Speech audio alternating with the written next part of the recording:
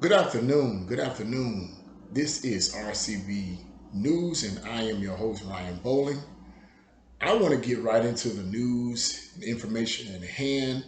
First and foremost, I want to say greetings to each and every one of you. I hope every one of you are having a good day.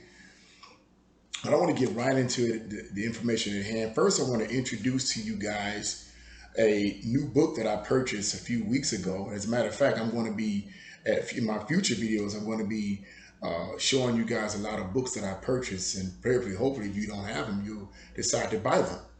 But I purchased a book several weeks ago entitled American Marxism. This is it right here. Okay, is written by Mark I. Levine. I hope I'm pronouncing his name right. Some of you guys may know him already. Here's a picture of him if you don't know him. Okay, and I want to read it quickly. I want to read the back biopic of this individual. If you don't know much about him, I just want to read a portion of his biopic. Mark R. Levine. Forgive me if I pronounce his name incorrectly.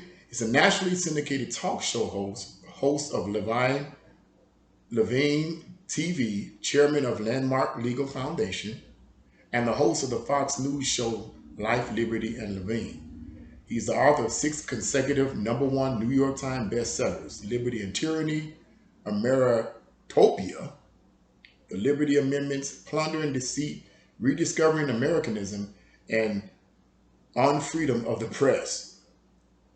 Liberty and Tyranny spent 3 months at #1 and sold more than 1.5 million copies. Now that's good. His books Men in Black and Rescuing Sprite were also New York Times bestsellers. He is an inductee into the National Radio Hall of Fame and was a top advisor to several members of President Ronald Reagan's cabinet. That's interesting. He holds a BA from Temple University and a JD from Temple University Law School.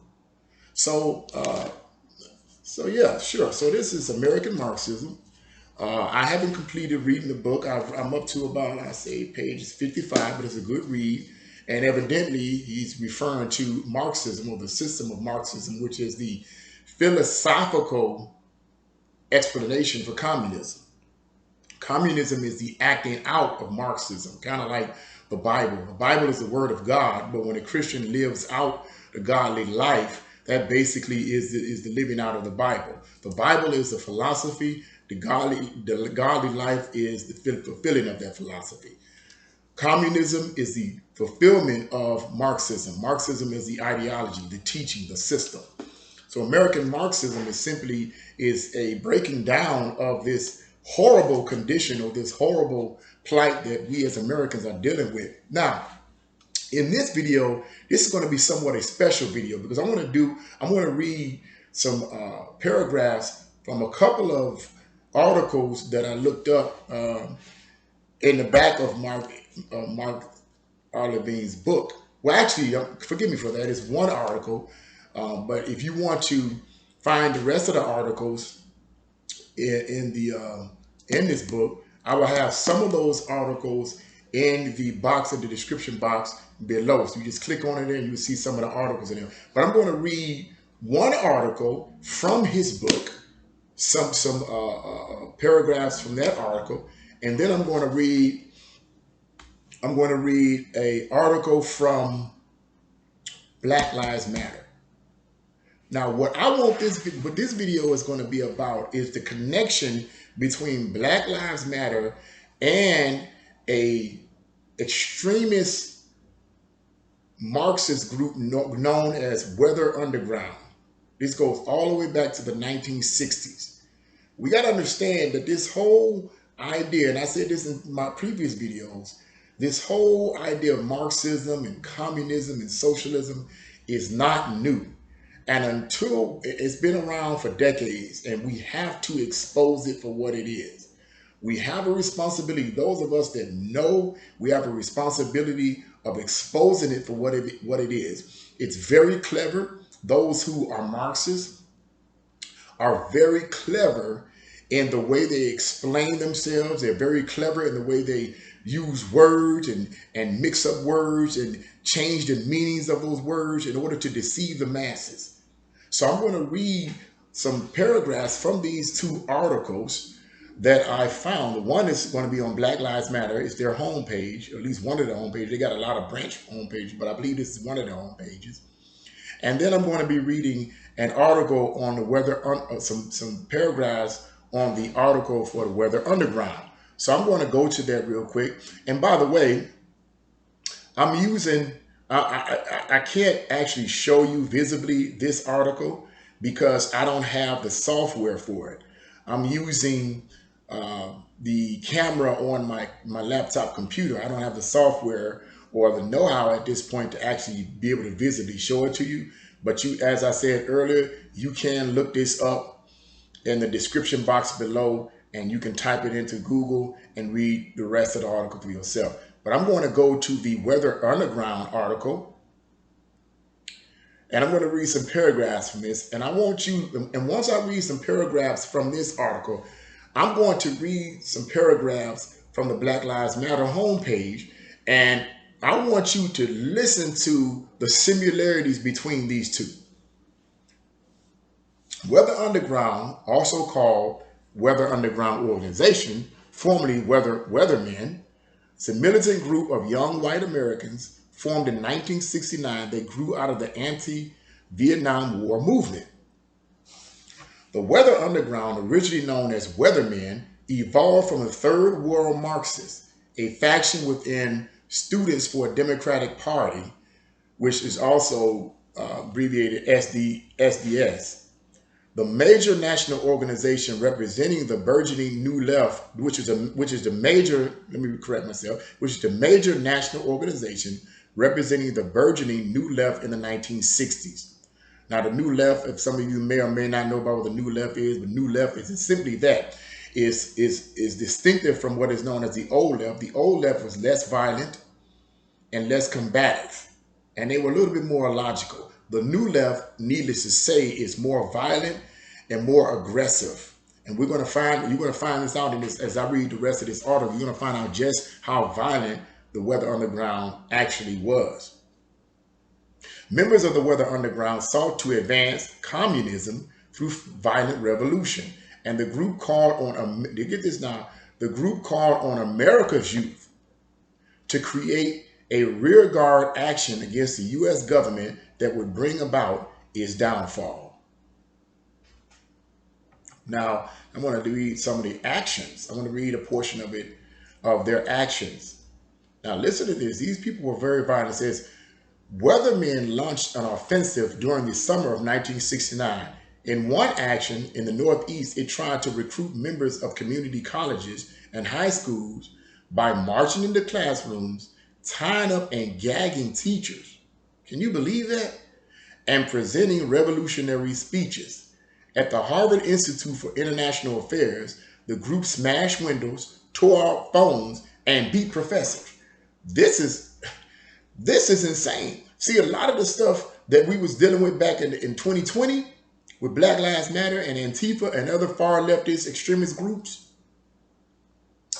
a lot of what they were doing were similar to what the Weathermen were doing back in the 1960s. And it seems evident from the portion that I just read that in many ways, the Weathermen were even more violent. Let me read some more stuff here. From October 8 to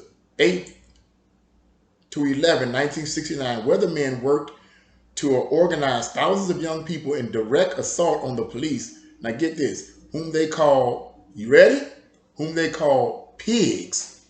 Now who's always calling the police pigs? Can we say Antifa? Can we say BLM? Sounds similar, right? The group called this a national action, but newspapers called it Days of Rage. The protest was to begin on the second anniversary of the death of Argentino-Cuban revolutionary Che Guevara, I hope I'm pronouncing that right, and were to coincide with the trial of the Chicago eight men charged with conspiracy for their actions during the Democratic National, get this, during the Democratic National Convention in Chicago 1 year earlier. Well, we got the Democrats up in here. Let me read something else here. I'm going to read some more paragraphs from this article, and I'm going to read some portions from the homepage of the Black Lives Matter article. Okay, let's see what we got here. Now, this is when they get really violent, people. This is when they get really violent. Weathermen members began bombing targets across the country in 1970 using tactics from the handbook Firearms and Self-Defense, a handbook for radical revolutionaries and easy riders, and from Brazilian Marxist writer and terrorist Carlos in his book Mini Manual of the Urban Guerrilla. The more significant targets included the New York Police Department headquarters, the Presidio Army Base in San Francisco, these big words, a Long Island City Courthouse, and several banks in Boston and New York. So we see right here, these people were involved in some heavy bombings. If any of you weren't familiar with that, you're familiar with it now. We have it right here in an article from Britannica, Encyclopedia Britannica. We have it right here. This was a very violent communist group. It goes on to say, much of the bombings were preceded by a warning to prevent casualties and were followed by a communique dubbed weather report, some type of communication device. Weathermen used these weather reports to justify attacks against recent police and government actions, such as the Kent State. Wait a minute here. Sorry.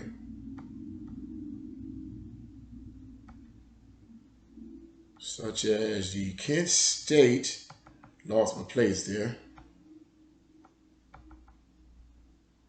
Okay, such as the Kent State shootings, which involved the killings of 4 students by the Ohio National Guard at Kent State University, or the unlawful incarceration of other revolutionaries. Now, I'm going to stop right there, but I just really want to say that you can read the rest of this article on your own free time, but that shows you just how violent that particular group was.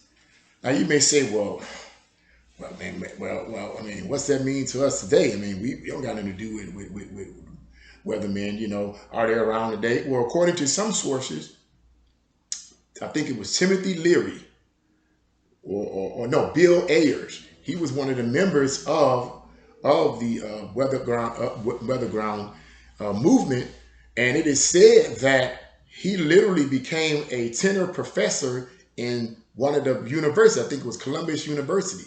And he never paid for his crimes for bombing these places in America. He became a tenor professor. So this man is a professor in the universities that you may be sending your children to.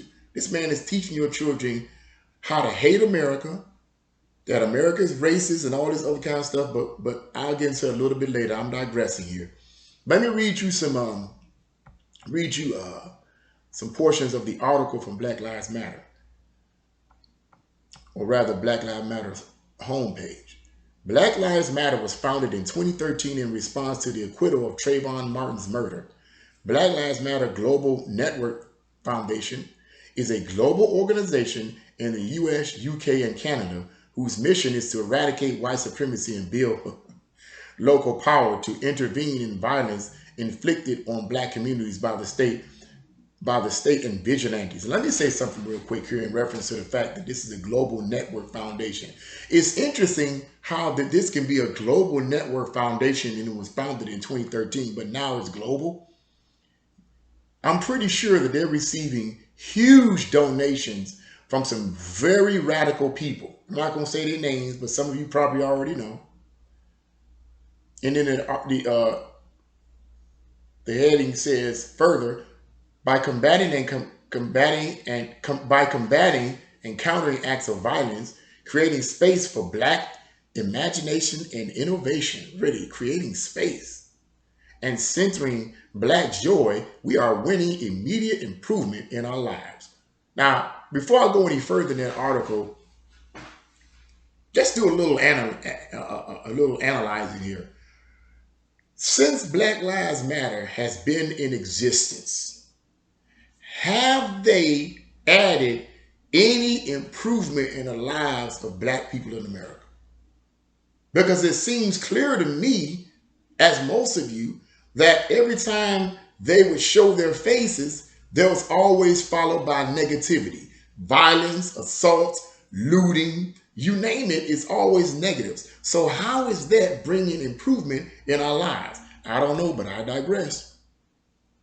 It goes on to say, we are expansive. We are a collection of liberators who believe in an exclusive and spacious movement. We also believe that in order to win and bring as many people with us along the way, we must move beyond the narrow, now get this now, we must move beyond the narrow nationalism that is all too prevalent in Black communities.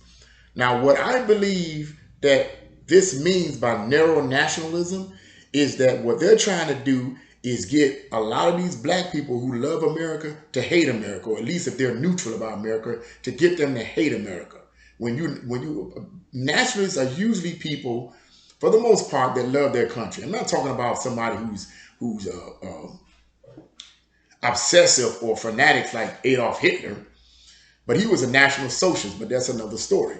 He was obsessive with his national. We're not talking about that kind of thing. We're talking about people basically that love their country. What this means to me is, what I believe what they're saying here is that they want to put as much anger and hate in America, about America, in the hearts of Black people as they can. Because in order to join this movement, you have to hate America. You have to have bitterness towards it in order to join their movement. So this whole idea of we must move beyond the narrow nationalism that is all too prevalent in Black communities, I believe that's what they're talking about. It says we must ensure we are building a movement that brings all of us to the front.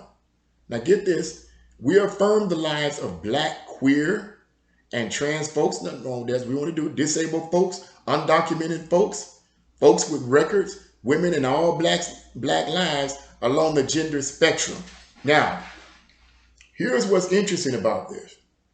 I was looking for the part in this homepage that stated that they are against the nuclear family. But they have long since took that down, because I'm pretty sure that they were getting a lot of backlash. If you are all for Black lives and you are all for promoting Black prosperity and Black positivity, then why would you get rid of the very thing that helps Black families be strong? Early in this history, even during the time of slavery, Blacks couldn't marry, but usually they were, in most cases, they were together. And the families were strong knit. And even after slavery and after the Emancipation of Proclamation, when slaves were set free in the 1920s, early 1900s, 1920s, 1930s, Black families, the Black nuclear family was a strong unit, a very strong unit. There was a lot of unity there and a lot of love and compassion.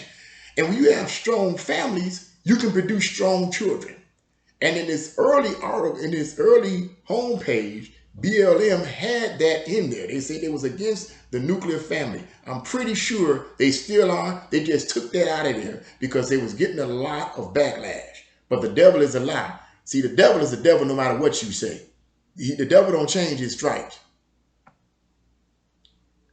We are working, it says, it goes on to say, our network centers those who have been marginalized within Black liberation movements, whatever that's supposed to mean. We are working for a world where Black lives are no longer systematically targeted for demise. I don't know what that means either. I mean, right now, what systematic targeting of Blacks are being initiated? I don't know. We affirm our humanity. It says our contribution to this society and our resilience in the face of deadly oppression. The call for Black lives to matter is a rallying call for all, that in all capitals, for all Black lives striving for liberation. Now, you may say, okay, Mr. Bolin, I mean, that doesn't sound too bad. It doesn't sound too violent and so forth. But you got to read between the lines. Read between the lines. And then think about their history. As I said earlier, think about the history of Black Lives Matter. What did they do exactly? What did they do exactly? It was always looting, violence, oppression, assaulting innocent people. That's what it was all about. So all I believe that Black Lives Matter is, and Antifa and other far leftist groups in this country are nothing more than attempts to bring America back down again, destroy it rather, and rebuild it into a communist country. The best way to deal with this is simply to expose them for what they are. Now, in my closing, I want to speak briefly on the idea of critical race theory, which Mark A. Levine deals with in this book. Critical race theory is connected to Marxism. And Black Lives Matter and other far leftist groups are tied to that ideology. Critical race theory, as I mentioned in the previous video, but I'm going to add a little bit more here to it, is a psychological tactic of division.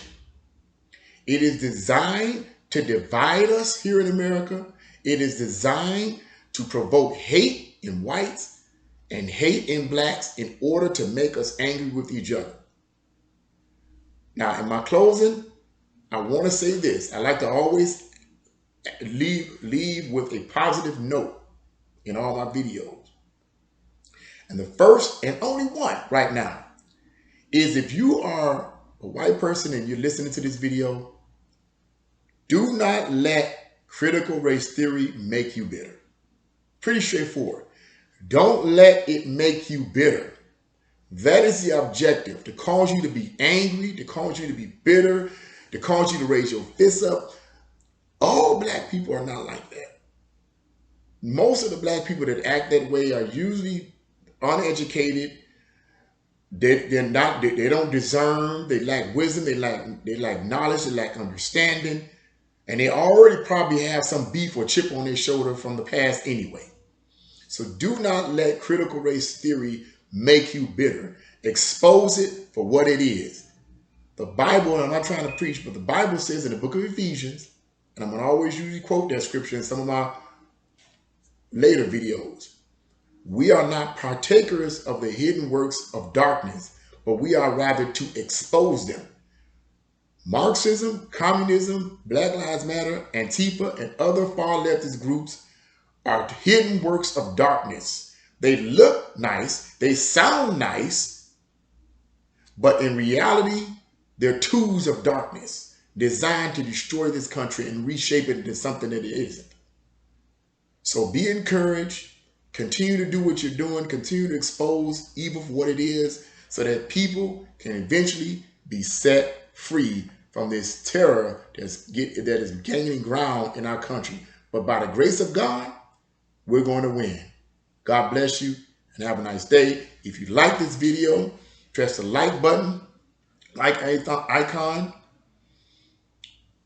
make your comments, give your information, share this video, and subscribe. God bless you all.